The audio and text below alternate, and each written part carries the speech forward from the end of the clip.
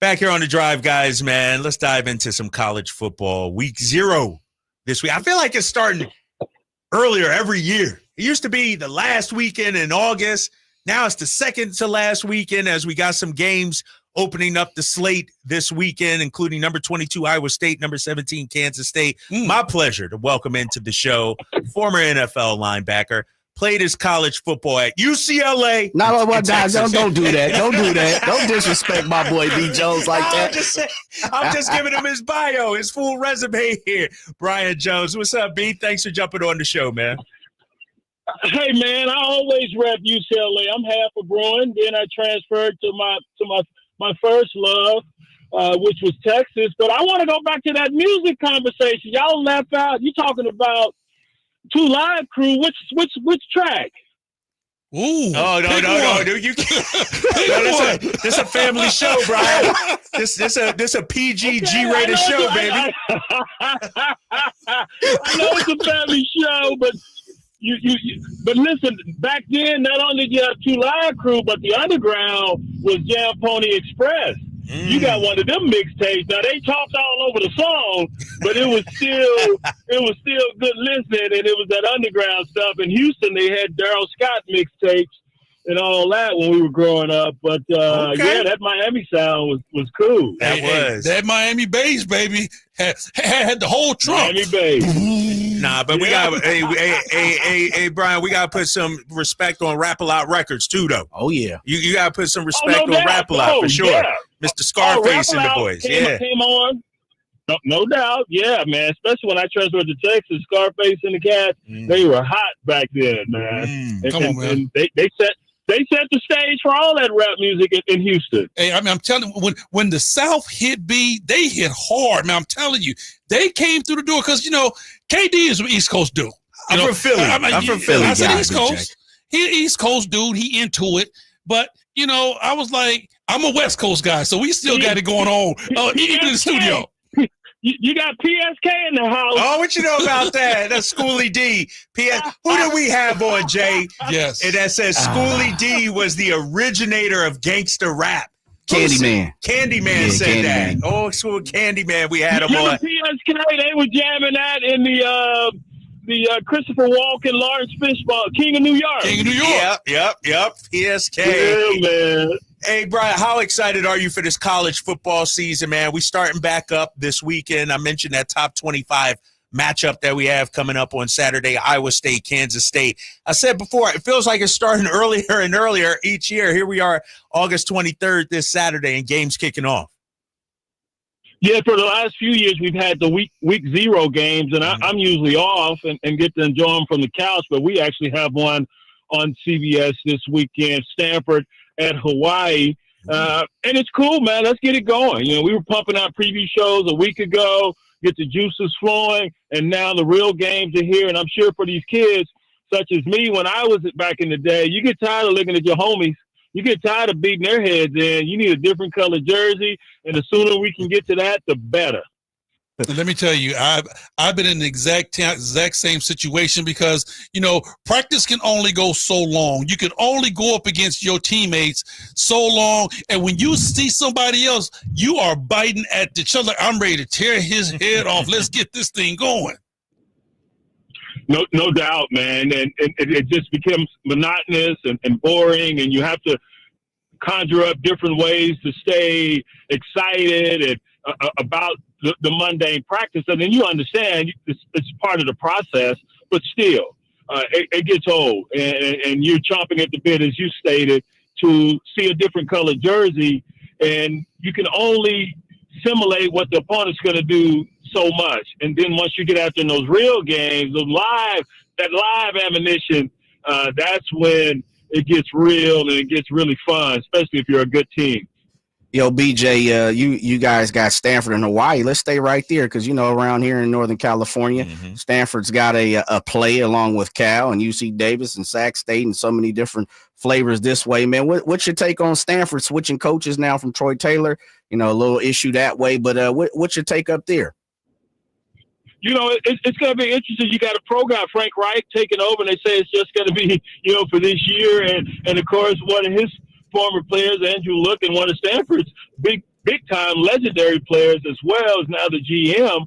And we're going to play that interview. Neuheisel sat down with him, and should be interesting to watch that interview. But a lot of turmoil, man. So how do you overcome that? You got a new guy coming in. How much did he change as far as Reich? Or did he say, hey, we're just going to roll with what you guys are already doing? I got to believe he wants to put his stamp on, even if it's going to be his seat for just a little while. Still, you want to perform, want the team to perform, and you want to perform well also. So it's going to be a wait and see, I think. Without us going to practices and being in that locker room, we got to wait and see what they put out on that field. And the same for Hawaii, man. These first couple ball games, a lot of unknowns when you got a lot of new pieces that are now on the roster. But I want to ask you this. How crazy is it nowadays? We're talking college sports, and you still have to talk about GMs in college sports. Hey, you better get used to it, because all those who were fretting the collegiate game looking more and more like the pro game, well, it's here. You look at these front offices, they're built in the same manner.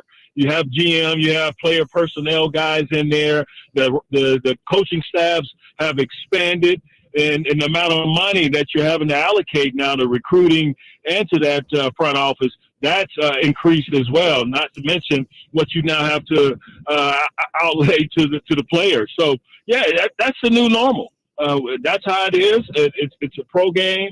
And those who don't like it, too bad. You can't put the genie back in the bottle, man. And that's how to run it. They're generating money, and they have been even before we got to the NIL area and the new transfer rules. They're generating such a largesse. That was on par with the professional leagues, but only the coaches were benefiting from that.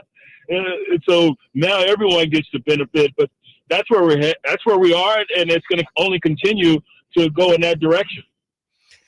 On the phone with former NFL linebacker, UCLA in Texas linebacker Brian Jones. It's all right, man. Don't worry about it. Wait. Why you say Texas like that? I'm just trolling Jay here, bro. Jay, before you came on, he's like, where he went to school at? And I was like, where? Oklahoma? So I'm just giving him some mess. No. Oh, you just threw a rock at the preacher. He playing with the church's money. Right. Oh, man. Yeah, he is. I'm just messing around, man. Hey, let me ask you this, though. Obviously week 0 coming up this weekend, but week 1, you got Texas, Ohio State. I remember a day when the big name programs used to play lesser competition just because they were worried about keeping their schedule, their record undefeated throughout the year. What do you make of heavyweights going against each other? We saw it last year, Oregon, last couple of years, Oregon would take on Ohio State, let's say. What do you make of the heavyweights tangling early on? Love it, and that's the way it should be. And my experience at UCLA, my freshman year, first game, we opened up at Oklahoma. Ooh. And they beat the brakes off of us. At Texas, my senior year, we opened up at Penn State. They were ranked, we weren't. We upset them. So I love it. We were just discussing how you're tired of camp. You want to get out and see some French bodies to beat up on. Well, what gets you going more than going up against another blue blood? So it's great. I'm glad that you have these games, but your point is well taken. Yes, you would try to ease into the season. A lot of teams, now that this playoff system has changed, and we just got announced that the SEC is going to go from 8 to 9 conference games, so they're going to beat up on each other a lot more now. And then you got the playoffs, but you can withstand a loss early, and it's been like that for a while now, especially in the CFP era.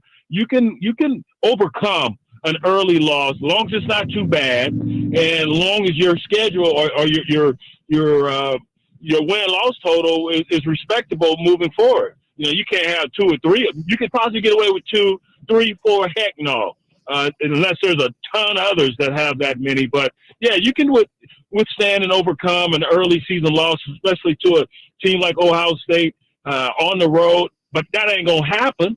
That's right. I'm just saying. if it were to happen, Texas could overcome that, no problem. B. Jones, one of the things that I think I've heard you, of course, following your career and watching you every single Saturday on CBS and studio, man, it's you guys have had some spirited conversations when it comes to the ranking system, ranking before the season.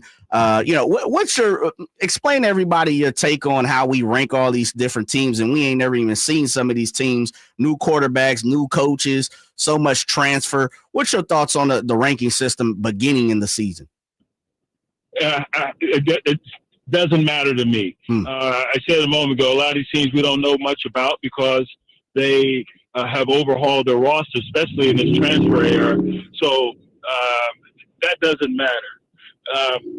The rankings are for us talking heads, man. We need some, especially the dog days of summer. You've been sitting through the dry season pretty much. And I say that with a lot of respect because I'm a big baseball fan. I love the days of summer because I can watch my baseball unabated with worried about other sports. But that's why you do it. And people got to have something to talk about. So if you want to put stock in it, that's on you. And definitely if you're in one of them locker rooms, you better not put any stock on it because you still got to go play the games. So it's just for us to get on and opine and for, conjecture and all these different opinions. Some people get upset, but it doesn't amount to anything because you still got to go play the games. You know what? That final ranking, that's the one you should worry about. Don't worry about that early one. I just mentioned we played Penn State. We weren't ranked, went up there and shocked them. So it doesn't matter what your ranking is. Now, where is it when we're done at the end of this bad boy? Brian Jones, former UCLA and Texas. Thank you. Linebacker, CBS Sports College Football Analyst. Brian, one of my good friends is Charles Arbuckle. I know that's your guy also. Yeah. That was roommate at UCLA, baby. That was my guy. We did some college football games together, me and Charles Arbuckle. But I want to ask you about another one of your former teammates at UCLA because Troy Aikman is in the news lately a little bit because with the quarterback position in the NFL, it seems like we're so in a rush to label a guy a bust and he gets 1, maybe 2 years. But when you look at Troy Aikman, the way he came in Dallas, 1-15 the first year, 7-19 over his first 2 years, the Cowboys were patient with him. What do you make of the current state of the quarterback position when it comes to the NFL? Well, a lot of these guys are being rushed into action, and Troy was as well. They drafted him number 1 for a reason. He was bruised and battered because they didn't have a line to protect him. But, of course, they continue to upgrade that roster. Did Jimmy Johnson and Jerry Jones. It was more give Jimmy Johnson more credit. But they continue to bring in pieces to help him, protect him, and giving him weapons. So, but nowadays, you've seen an interesting paradigm shift. Back then, the pro game didn't borrow much from the college game. Nowadays, you're seeing elements of the collegiate game more so in the pro game. The influence has been stunning because that wasn't how it would go in seasons past. So now these guys are being thrust into action. They really have a lot of the schemes and concepts that they're familiar with not being under center and things of that nature. And it's changed. So you would expect their learning curve to be a lot shorter. But that being said, man, it's a different animal playing that pro ball. It is totally different. I just remember being drafted and thinking, all right, that same athleticism is going to get me by.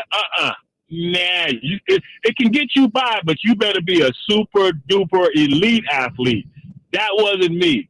So at some point, you got to learn the X's and O's and learn the mental part because everyone's fast, everyone's physical, everyone's big and strong. It's that mental part that can separate those from others.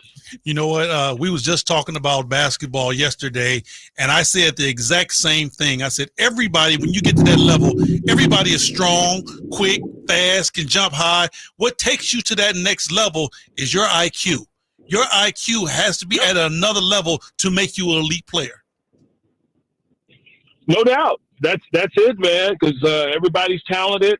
And I've seen some cats that look like Adonis, and you're like, wow, this dude definitely gonna make the team. Nope, gone. If you don't have that mental aspect, and you're not a student of the game, and you don't respect the game, you're out the door.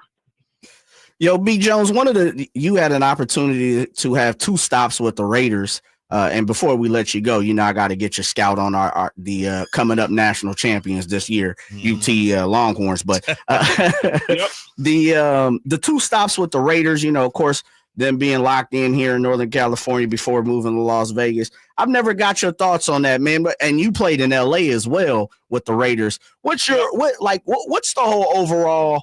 And I know it's a business. You're part of the business, the gift let and all those different things. You see it from a different standpoint. But what's your take on the Raiders on the move?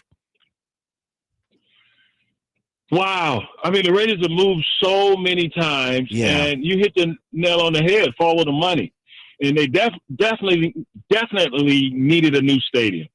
Playing in that baseball stadium, that wasn't conducive for generating the amount of cash that they could. They left a lot on the table. I know it hurts dearly, those fans there from day one that backed them. I got a good buddy here that grew up in the Oakland area and used to go to the A's games and the Raiders games. And matter of fact, was a neighbor of Al Davis.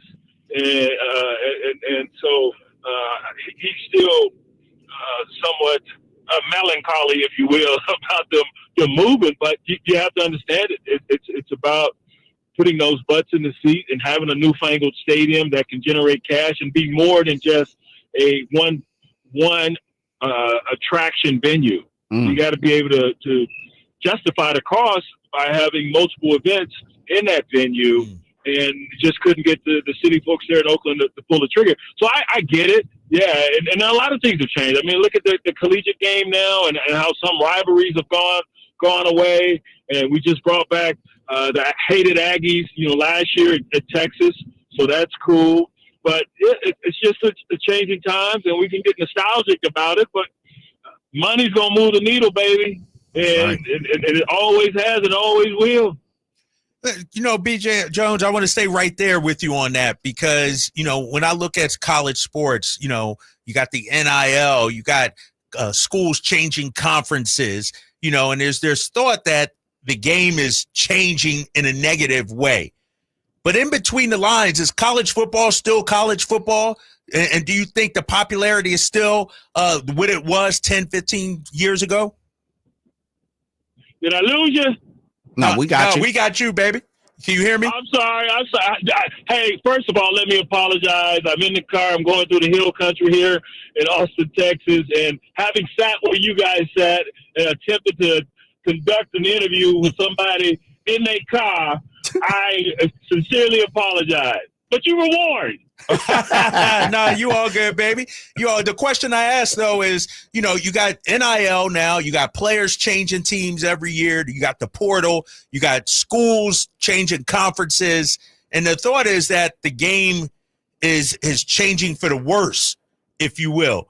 How do you view college football right now with all the changes, all the players jumping ship and going to different schools? Is it still that game you love, that sport you love?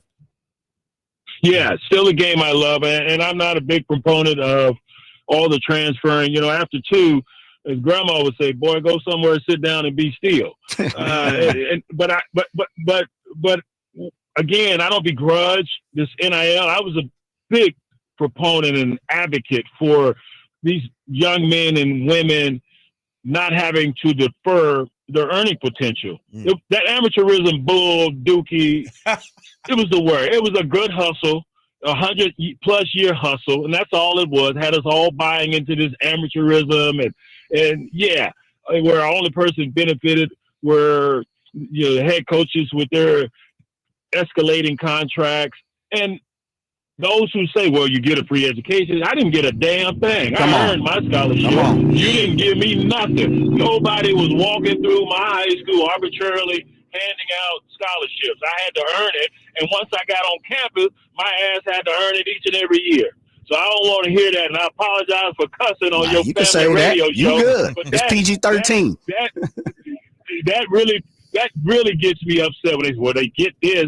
You don't get nothing. You got to earn it.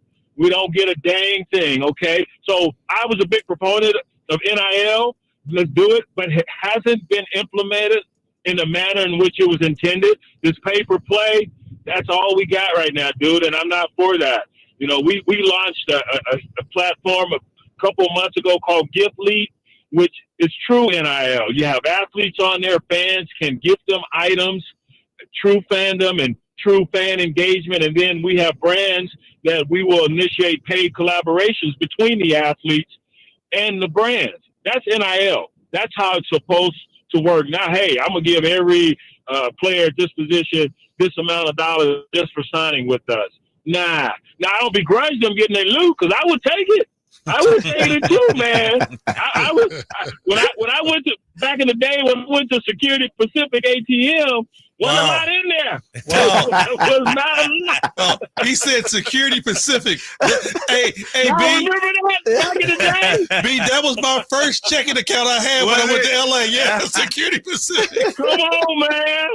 Mine too, baby. That was my first.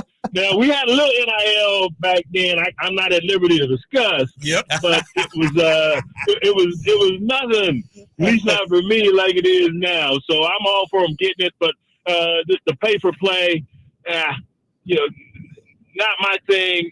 The NIL, it needs to be done much, much better. And we're trying to show a way forward and how that can be attained.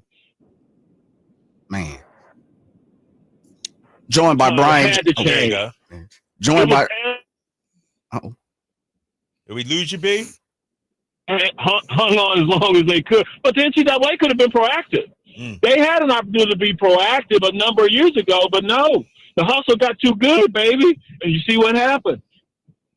Man, Big Chips joined by Brian Jones, CBS Sports Analyst, college football. B. Jones, man, we'll end on the best for the rest.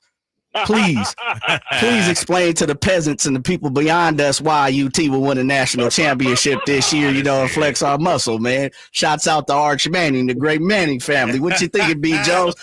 We popping a bottle at the end of the season, sir?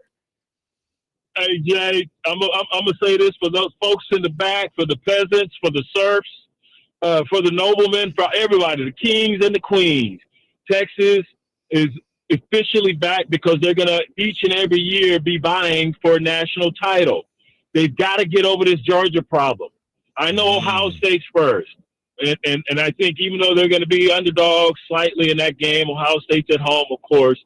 The offensive line is the biggest concern right now, but both Ohio State and Texas lose a lot on that front. Texas not as much on the defensive front as Ohio State. But Texas is going to be all right. Arch, with a young O-line, you want a quarterback that can be fleet of foot. He's fleet of foot, and he can extend some plays. I think they're going to be just fine. Sark, love the job he's done. He's got to get over that Georgia problem later in the season, though, when they go to Athens, man. They got some big games on the road. That Ohio State, Athens, in the swamp versus Florida. Yeah. So it's going to be a heck of a season, but they're ready for it. He's built this roster correctly. When Sark first took over, he said this roster, as it's currently constructed, is not constructed in the manner in which I would have done it. And he's changed it. He's reconfigured, and we've got speed, we've got toughness, we got everything you want. Talent abounds on this football team. Now, can they stay healthy, and can they go out and ball as they've been doing the last couple of years? They come close, but close won't get you anything. That's our guy, Brian Jones, B. Jones, pride of Texas. Speaking UCLA. into existence, baby. I'll end on this. We just gave Texas about 5 to 10 minutes of free publicity here. Y'all should earned it. Y'all should be the general managers. Didn't you just hear B. Jones say we earned it? He's earned every single thing we've gotten. It's a recruiting video we got going on here on the Drive guys here. Hey, Jay, it's interesting, and I said this on one of our preview shows last week. It's interesting when our horns were down. Oh man, the masses were loving it, and I got on them too, and I'd call them out. And anybody that's ever listened to my shows, whether TV or radio, know I'm gonna keep it real and tell the truth. To the point where I've gotten crossways with the brass over here at Texas and previous regimes. But now that we're back on top, that time-honored tradition of dogging the horns or taking shots at them, oh, man, it's in full effect now. Full effect. Stand it, baby. Hey, they Brian. can't stand it. BJ, we appreciate you, man. Follow him on social media, Jones in Formo, M-O, Brian Jones, man. We appreciate you. Thanks for coming on, man. Hey,